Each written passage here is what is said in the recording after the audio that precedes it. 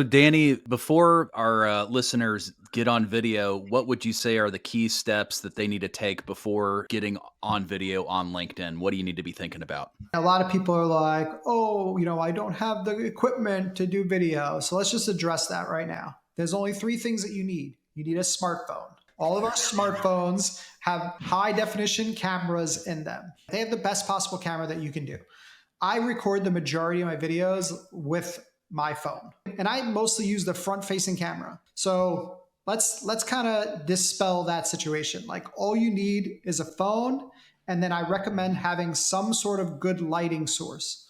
So it could just be a ring light that would cost you anywhere from like $20 to $30, like one of these tiny little lapel microphones. For, again, you can buy one as low as $20 to $30. So for $60, basically, you can significantly level up your recording quality with just an inexpensive light and an inexpensive microphone. Using the excuse of, oh, I don't have the equipment, well, that's out the window.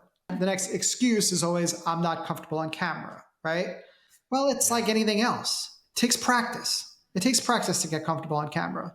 So basically what I tell people is every day for the next 30 days, grab your phone, talk into your phone for 30 seconds.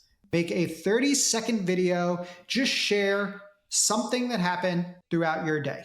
And if you do that for 30 days, and like, even if you get 1% better every day, which, here's the case, you are going to get a lot better from day one to day two. It's going to probably be like you're going to get 100% better from day one to day two.